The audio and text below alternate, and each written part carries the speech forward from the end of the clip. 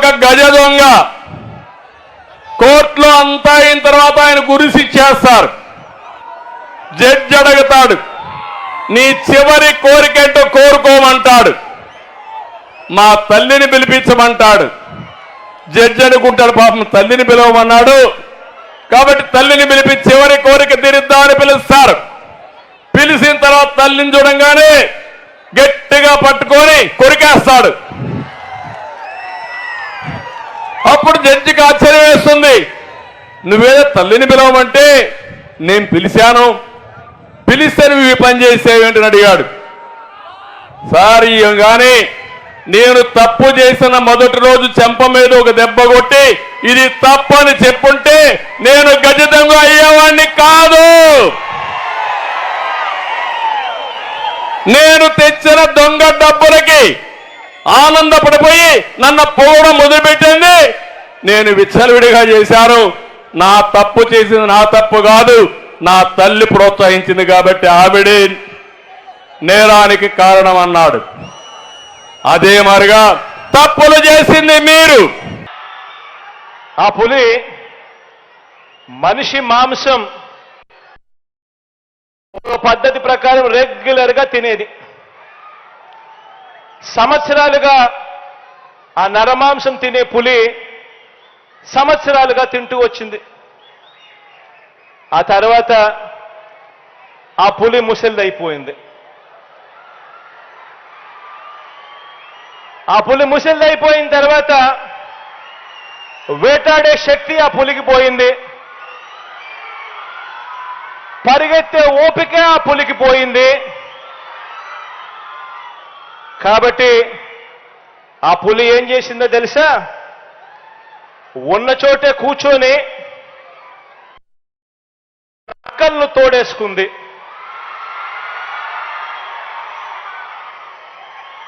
ఉన్న చోటే కూర్చొని 4 నక్కలను కలుపుకొని మనుషులను ఎలా తినాలి అని చెప్పి ప్లాన్ చేయడం మొదలుపెట్టింది. ఆ ప్లాన్లో భాగంగా అంతకుముందు తాను మనుషులను చంపేసి ఆ మనుషులను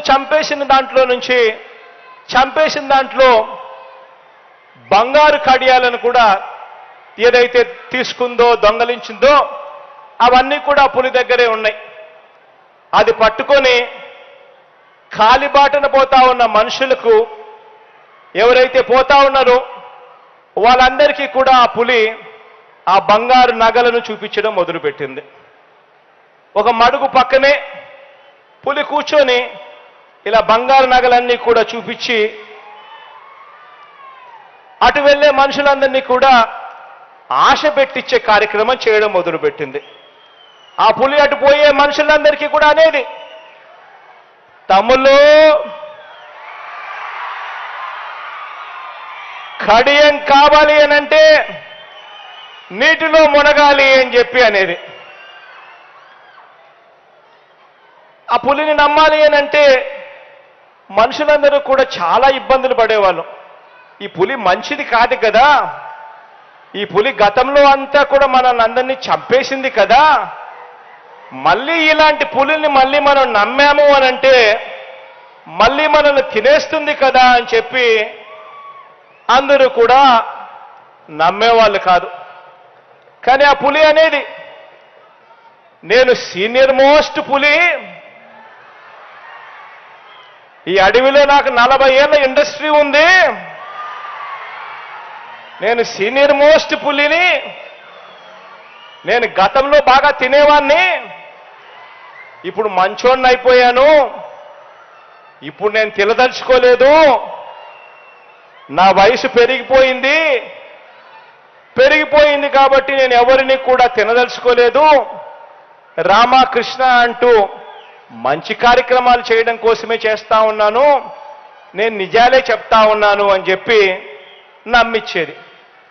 నమ్మించిన తర్వాత ఏదో పులి ఇంతగా చెప్తా ఉంది కదా, ముసిల్దైపోయింది కదా, 40 ఏళ్ల ఇండస్ట్రీ అంటా ఉంది కదా అని చెప్పి కాస్త కూస్తో నమ్మిన వాళ్ళు పాపం ఆ మడుగులోకి వెళ్ళి అక్కడ నీట మునిగి ఆ పులి దగ్గరికి వెళ్ళి అది తీసుకునే కార్యక్రమం చేయడానికి ప్రయత్నం చేశారు. ఆ మడుగులోకి వెళ్ళిన వెంటనే ఆ మడుగులో ఉన్న బురదతో అక్కడే ఇరుక్కునేవారు. ఇరుక్కుంటే ఆ ఇరుక్కున్న వాళ్ళ దగ్గరే పులి నడుచుకుంటూ చిన్నగా వచ్చి వాళ్ళని పూర్తిగా చంపేసి తినేసింది. అర్థమవుతా ఉందా కథ?